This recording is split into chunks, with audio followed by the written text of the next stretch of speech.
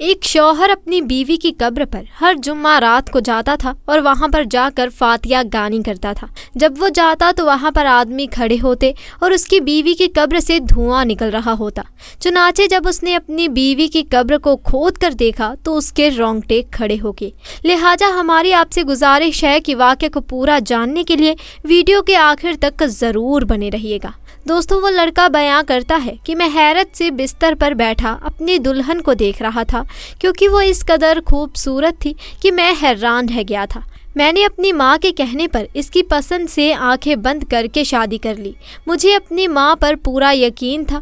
فاطمہ نہ صرف خوبصورت تھی بلکہ جب میں نے اس کے پاس بیٹھ کر اس سے بات چیت شروع کی تو مجھے اندازہ ہوا کہ وہ بہت ہی معصوم اور سیدھی سادھی سی ہے۔ والد کی موت کے بعد میں نے اپنی ماں کے ساتھ ہی ساری زندگی گزاری۔ میں تو شادی بھی نہیں کرنا چاہتا تھا کیونکہ مجھے ساس بہو کے لڑائی جھگڑے سے خوف آتا تھا، مگر پھر جب میری نوکری شہر میں ہوئی اور مجھے ماں کو تنہا چھوڑ کر شہر جانا پڑا تو میں ہر وقت اماں کے لیے فکر مند رہتا اور پھر اماں نے ہی زبردستی میری شادی کروا دی۔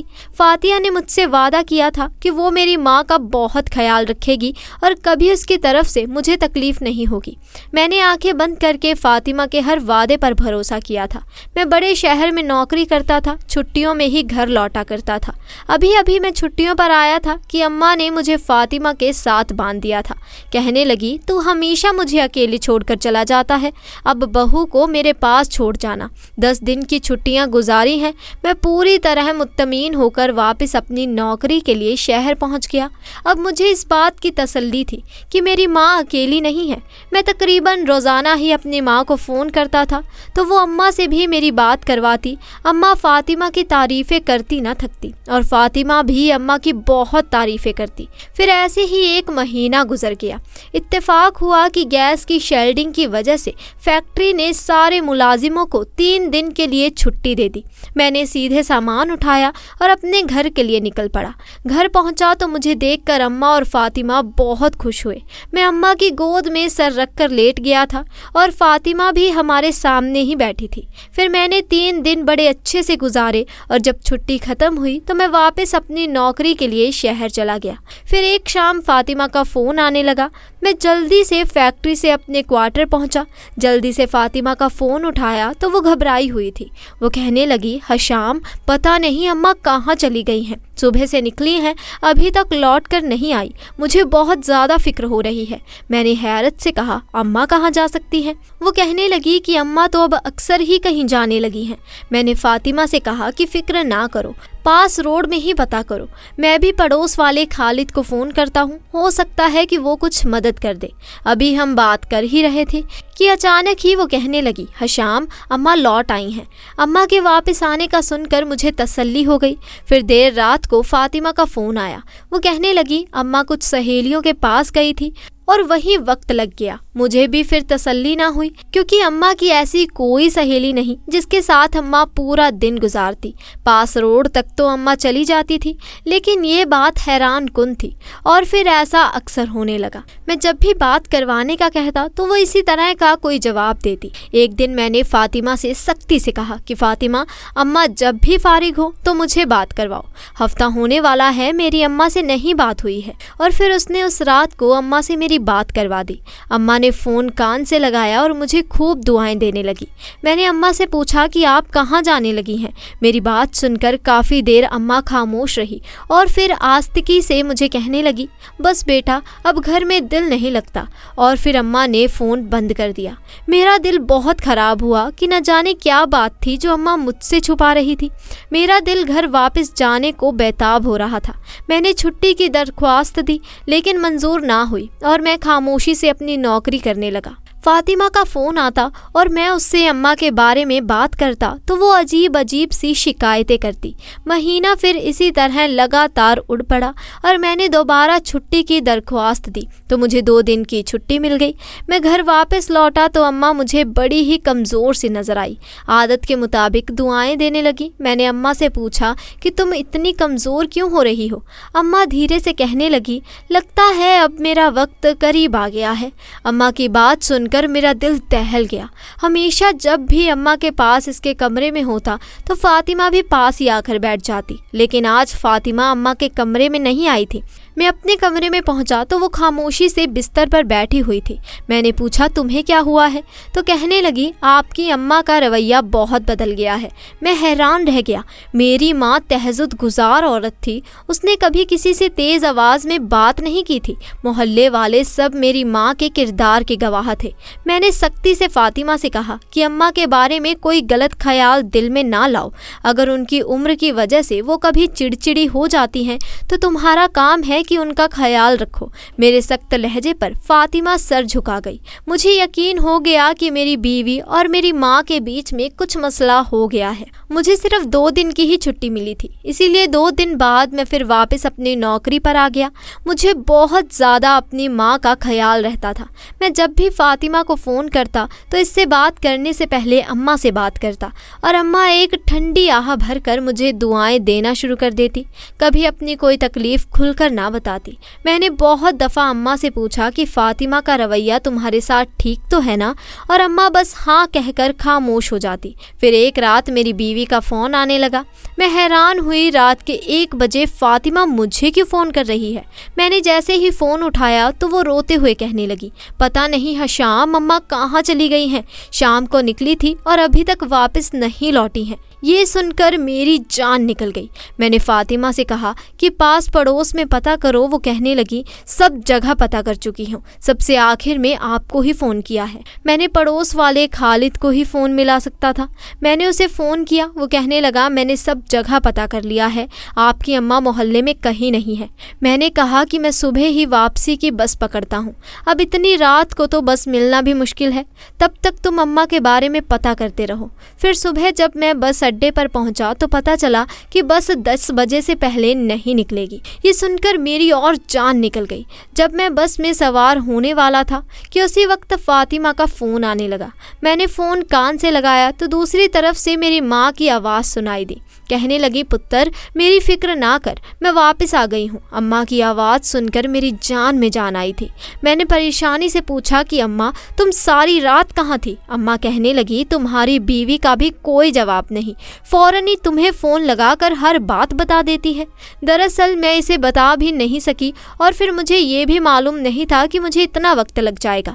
میری بچپن کی سہیلی کی طبیعت بہت خراب ہو چکی تھی، اس کی بیٹیاں مجھے لینے کے لیے آئی تھی، لیکن میری دوست کی حالت اتنی خراب تھی کہ میری دوست کا انتقال ہو گیا۔ اس کا جنازہ اٹھتے ہی میں واپس لوٹ آئی۔ مجھے نہیں معلوم تھا کہ تمہاری بے وقوف بیوی تمہیں شہر میں اس قدر پریشان کر دے گی۔ اماں کچھ دیر مجھ سے باتیں کرتی رہی اور پھر فون بند کر دیا۔ میں دوبارہ جلدی گھر جانا چاہتا تھا، اسی لیے دن رات کام کرنے لگا، اور پھر جب 1 مہینے بعد چھٹی کا پروانہ لیے میں خوشی خوشی اپنے گھر پہنچا تو میرے قدموں تلے زمین نکل گئی۔ میں حیرت سے سب کو دیکھ کر گھر میں داخل ہوا تو کچھ عورتیں بیٹھی ہوئی قرآن پاک پڑھ رہی تھی۔ یہ سارا منظر دیکھ کر میرے پاؤں کانپنے لگے۔ میرے ذہن میں میری بوڑھی ماں کا وجود چلنے لگا، اور میں تیزی سے اپنی ماں کے کمرے میں داخل ہوا، اور یہ دیکھ کر میری جان میں جان آئی کہ میری ماں بھی بیٹھ کر قرآن پاک پڑھ رہی تھی۔ میں نے اماں سے پوچھا کہ یہ سارے لوگ کیوں جمع ہیں، گھر میں کیا ہو رہا ہے، فاطمہ کہاں ہے؟ اماں کہنے لگی بس بیٹا تیرے نصیب میں فاطمہ کا اتنا ہی ساتھ لکھا تھا۔ میں ہکا بکا سا اماں کو دیکھ رہا تھا۔ میں فاطمہ فاطمہ کہہ کر اسے آواز دینے لگا اور دروازے کی طرف دیکھنے لگا۔ وہ میری پہلی آواز پر دوڑ آتی تھی، مگر میری 10 آوازیں دینے پر بھی جب وہ نہ آئی تو اماں نے میرے چہرے کو اپنے ہاتھوں میں پکڑا اور چومنے لگی۔ کہنے لگی بیٹا اب وہ تیری آواز پر نہیں آئے گی، کل رات ہی وہ اس دنیا سے چلی گئی ہے اور صبح اسے دفنانا پڑا۔ میں حیران رہ گیا۔ میں نے کہا اماں میرے بغیر ہی میری بیوی کی تدفین کیسے کرا دی گئی؟ کم سے کم میرا انتظار تو کرتی۔ اماں کہنے لگی بہو کی حالت ایسی نہیں تھی کہ ہم تیرا انتظار کرتے۔ یہ کہہ کر اماں نے اپنی نظریں چرا لی۔ میں نے اماں سے دوبارہ پوچھا کہ آخر میری بیوی کو کیا ہوا تھا؟ اماں کہنے لگی کہ تیری بیوی آدھی رات کو نہ جانے کہاں گئی تھی اور واپس لوٹتے ہی اس کے ساتھ حادثہ ہو گیا۔ اس کی موت کی خبر مجھے ملی تو میں خود بھی دوڑ کر گئی اور پھر پتہ چلا کہ وہ تو بہت بری طرح سے مری ہے۔ میں نے خود ہی اس کی تدفین کی، اسی لیے جلدی کروا دی کہ محلے والوں کو کیا بتاتی کہ شوہر کے بغیر میری بہو آدھی رات کو گھر سے باہر کہاں گئی تھی۔ اماں کی بات سن کر میں تو حیران رہ گیا۔ میرے دل میں طرح طرح کے خیال آ رہے تھے، سمجھ نہیں آ رہا تھا کہ فاطمہ کے ساتھ کیا ہو گیا، وہ تو بڑی ہی اچھی اور نیک عورت۔ یہ سب سوچ کر میں گم اس کی قبر پر پہنچ گیا تھا۔ میرے آنسو نہیں رک رہے تھے، مجھے فاطمہ سے محبت ہو گئی تھی۔ اس کے حق میں دعائیں مانگتے میں نے فاتحہ پڑھی اور پھر واپس گھر آ گیا۔ 3 دن ایسے ہی گزر گئے تھے۔ پھر جمعہ رات کے دن میں اپنی بیوی کی قبر پر فاتحہ پڑھنے گیا تو یہ دیکھ کر حیران ہوا کہ اس کی قبر کے قریب 3-4 آدمی کھڑے تھے اور اس کی قبر کی طرف دیکھ رہے تھے اور اس کی قبر سے دھواں نکل رہا تھا۔ میں ان آدمیوں کو پہچانتا نہیں تھا، اسی لیے ان کے قریب گیا تاکہ پوچھ سکوں کہ وہ کون ہے اور میری بیوی کی قبر پر اس طرح کیوں کھڑے ہیں۔ لیکن اس سے پہلے ہی وہ چاروں آدمی وہاں سے اتنی تیزی سے نکلے کہ میں انہیں روک نہ سکا۔ میں بڑا حیران تھا کہ یہ کون تھے۔ پھر جب میں گھر لوٹا تو میں نے اماں کو یہ بات بتائی۔ اماں نے سر جھکا کر کہا کہ دراصل وہ تیری بیوی کے عاشق تھے، تیری بیوی چھپ چھپ کر تیرے پیچھے انہی سے ملاقات کرنے جاتی تھی۔ میں نے یہ سوچ کر تجھ سے اس دن یہ بات نہ کہی کہ مری ہوئی کی عیب کیا بیاں کروں۔ یہ کہہ کر اماں رونے لگی، ہاتھ جوڑ کر مجھ سے معافی مانگنے لگی کہ میں نے تیرے لیے اچھی لڑکی نہ ڈھونڈی، مجھے معاف کر دے۔ میں نے اماں کے جڑے ہاتھوں کو پکڑ لیا اور اماں سے کہا کہ وہ اس قابل ہی نہیں تھی کہ تمہاری بہو بنتی، اور پھر میرے دل میں فاطمہ کے لیے نفرت پیدا ہو گئی۔ میرا تو اب واپس نوکری پر جانے کا بھی دل نہ کرتا تھا۔ میں اماں کے پاس ہی رک گیا۔ اگلی جمعے رات میں پھر سے فاطمہ کی قبر پر پہنچا تو پھر مجھے وہاں پر وہی آدمی کھڑے دکھائی دیے۔ وہ فاطمہ کی قبر سے کچھ دور جھاڑیوں کی طرف کھڑے تھے، لیکن جیسے ہی اس کی نظر مجھ پر پڑی وہ پھر سے فرار ہو گئے۔ اب تو یہ بات مجھ سے برداشت نہ ہوئی۔ میں فاطمہ کو دل ہی دل میں گالیاں دیتے ہوئے واپس لوٹ آیا اور پھر رات کے وقت نماز پڑھتے ہوئے میں نے دعا کی کہ یا اللہ میری تکلیف کو دور کر دے۔ میں فاطمہ سے نفرت کرنا چاہتا تھا، لیکن بار بار اس کا خیال میرے ذہن میں آ رہا تھا۔ پھر ایسا ہی میں اللہ تبارک و تعالیٰ کو پکارتے پکارتے سو گیا اور میرے خواب میں آیا کہ اپنی بیوی کی قبر کو کھود کر دیکھو۔ یہ آواز میری اماں کی تھی۔ میں ہڑبڑا کر اٹھا، اماں قریب کہیں بھی نہیں تھی۔ مجھے یقین ہو گیا کہ میں نے خواب میں ہی دیکھا ہے، مگر سمجھ نہیں آیا کہ اماں خواب میں آ کر بیوی کی قبر کھولنے کو کیوں کہہ رہی ہیں۔ پھر میں بھی تجسس کا شکار ہو گیا۔ میں اسی وقت اماں کو بتائے بغیر قبرستان پہنچ گیا۔ فجر کا وقت تھا، ہلکی ہلکی روشنی تھی۔ موقع دیکھ کر میں نے کھدائی شروع کر دی۔ تھوڑی دیر بعد ہی قبر کھود ڈالی اور مجھے ایک دروازہ سا نظر آیا۔ میں نے جیسے ہی دروازہ ہلکے سے کھولا تو اندر کا منظر دیکھ کر میرے ہوش ٹھکانے آ گئے۔ اندر نہ ہی میری بیوی کی میت تھی اور نہ ہی کوئی قبر، بلکہ ایک کمرہ مجھے نظر آ رہا تھا جس میں ایک طرف میری بیوی رسیوں سے بندھی ہوئی تھی، 3-4 عورتیں بیٹھی تھیں اور ان کے چہروں پر نقاب تھے اور اس کمروں میں سے دھواں نکل رہا تھا۔ میری بیوی کے ارد گرد کھوپڑیاں رکھی گئی تھی۔ ایک عجیب سا منظر تھا جسے دیکھ کر میرا دل ہول اٹھا تھا۔ اپنی بیوی کو رسیوں میں جکڑا اور زندہ دیکھ کر تو میں دنگ ہی رہ گیا تھا۔ کچھ دیر تک میں وہ منظر دیکھتا رہا اور پھر کچھ مجھے سمجھ آنے لگا کہ اندر کیا ہو رہا ہے۔ میں جلدی سے باہر آیا، میں نے پولیس والوں کو فون کیا۔ تھوڑی دیر بعد پولیس وہاں پر پہنچ گئی، چھاپا مارا گیا اور اندر موجود سب لوگ گرفتار کر لیے گئے۔ میری بیوی کو بھی باآزاد کر لیا گیا۔ پولیس والوں نے جب ان عورتوں کے منہ سے نقاب ہٹائے تو میری حالت خراب ہو گئی، کیونکہ ان میں سب سے آگے میری ماں کھڑی تھی، جو میری شکل پر نظر پڑتے ہی مجھے برا بھلا کہنے لگی۔ اس عورت کی آواز بدل چکی تھی، وہ آواز میری اماں کی تو نہیں تھی۔ میں بس حیرت سے یہ منظر دیکھ رہا تھا اور پھر میرے سامنے ہی پولیس ان سب کو گرفتار کر کے لے گئی، کیونکہ وہ میری بیوی پر کالا جادو کر رہے تھے۔ میری بیوی ہوش میں نہیں تھی۔ میں اسے گھر لایا، اس کے منہ پر پانی چھڑکا، اسے ہوش آیا۔ جب وہ پوری طرح ہوش میں آئی تو روتے ہوئے میرے گلے لگ گئی اور پھر جو بات مجھے اس نے بتائی وہ سن کر میرے ہوش ٹکانے آ گئے۔ وہ کہنے لگی کہ میں مری نہیں تھی بلکہ میں اس عورت کا سچ جان گئی تھی جس نے اماں کی جگہ لے لی تھی۔ وہ عورت ایک بہروپیہ عورت ہے جو کالا جادو کرتی ہے۔ اس نے جان بوجھ کر اماں کی جگہ لی تھی کہ اماں نیک عورت ہے اور سب لوگ اماں سے دامراد کرتے ہیں، اسی لیے اس نے اماں کی جگہ لے لی اور اپنا جادو لوگوں پر چلانا شروع کر دیا۔ وہ بہت ہی مکار تھی۔ اس نے اماں کی جان لے لی اور خود اماں بن کر بیٹھ گئی تھی۔ جب یہ بات مجھے پتہ چلی اور میں نے آپ کو بتانا چاہا تو اس نے مجھے راستے سے ہٹانے کے لیے یہ سارا کھیل کھیلا اور ایسا ظاہر کیا جیسے میں مر گئی ہوں، لیکن در حقیقت مجھے جس کمرے میں بند کیا گیا تھا اس کا دوسرا دروازہ جھاڑیوں کی طرف کھلتا تھا۔ وہ عورت جو اماں بنی ہوئی تھی اس کے ساتھ 4 مرد اور 6 عورتیں اور شامل تھیں۔ یہ سب مل کر کالا جادو کرتے تھے اور اس کے لیے کسی اچھی اور نیک شکل عورت کی ضرورت تھی، اور وہ شکل آپ کی اماں کی صورت میں انہوں نے لے لی تھی۔ وہ عورت ہو بہو اماں سے ملتی جلتی تھی اور اسی بات کا اس نے خوب فائدہ اٹھایا تھا۔ شاید یہ شکل بھی اس نے کالے جادو کے ذریعے سے ہی حاصل کی تھی۔ میں آپ کو سچائی بتاتی اس سے پہلے ہی ان لوگوں نے مجھے بند کر دیا۔ وہ لوگ مجھ پر بھی کالا جادو کر رہے تھے۔ ان کا مقصد مجھے بلی چڑھانا تھا۔ آپ کی اماں اس دنیا میں نہیں رہی۔ آپ کی اماں بہت نیک تھی۔ جس رات اماں کو 2 عورتیں ان کی سہیلی کا کہہ کر لے کر گئی تھی، دراصل اسی رات ان کو مار کر ان کی جگہ اس بہروپیہ عورت نے لے لی تھی، اور یہ بات مجھے بعد میں پتہ چلی تھی۔ فاطمہ بہت پھوٹ پھوٹ کر رو رہی تھی اور میری حالت تو اس سے بھی زیادہ خراب تھی۔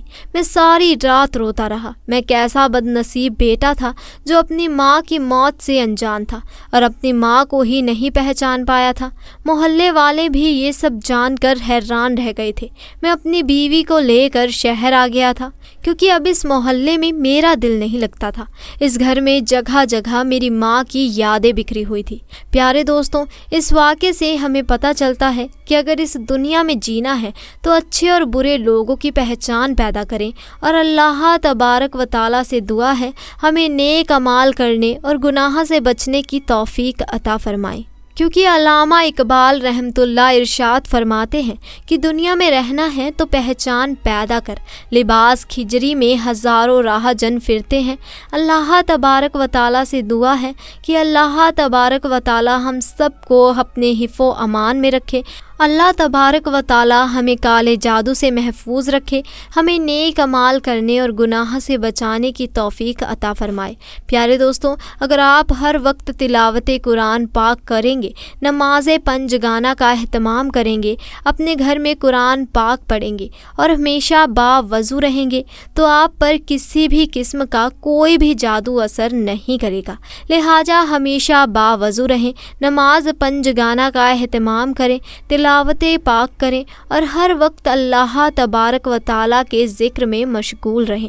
اللہ تبارک و تعالیٰ ہم سب کا حامی ناصر ہو۔ تو دوستو، اب آپ کو کیا لگتا ہے کہ ان ساری حقیقت میں اس کی بیوی کی کیا غلطی تھی، اور بیوی کی کوئی غلطی تھی بھی یا نہیں؟ یہ چیز ہمیں کمنٹ سیکشن میں آ کر ضرور بتائیں۔ ساتھ ہی دوستوں، اگر اس واقعے کو سننے کے بعد آپ کا بھی ایمان تازہ ہو گیا ہو تو ویڈیو کے کمنٹ باکس میں اللہ اکبر ضرور لکھیں۔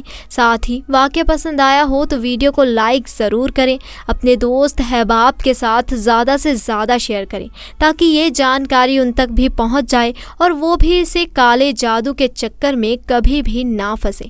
ساتھ ہی دوستوں، اگر آپ ہمارے چینل پر نئے ہیں تو چینل کو جلدی سے جا کر سبسکرائب کریں اور ساتھ لگے بیل آئیکن کو بھی پریس کریں تاکہ ہماری آنے والی ویڈیوز کی اپڈیٹ آپ کو ملتی رہے اور آپ ہماری کوئی بھی ویڈیو مس نہ کریں۔ پیارے دوستوں، مسلمانوں کے روپ میں ہم جانتے ہیں کہ ہمارے استتو کا مکھیہ ادیشیہ اللہ کی پوجا کرنا ہے، لیکن یہ جانتے ہوئے بھی کہ کبھی کبھی ہم صحیح راستے سے بھٹک جاتے ہیں اور اپنے جیون کے سکھوں اور اچھاؤں کے پیچھے چلتے ہیں۔ اسی لیے اللہ آپ کو یہ یاد دلانے کے لیے پریکشن کرتا ہے کہ وہ آپ کے لیے یہاں ہے اور وہ ایک ماتر ویکتی ہے جو آپ کی مدد کر سکتا ہے اور آپ کو کٹھنائی سے باہر نکال سکتا ہے۔ تو دوستوں، جلد ملیں گے ایسے ہی نئے اور دلچسپ واقعے کے ساتھ۔ تب تک کے لیے السلام علیکم، خدا حافظ۔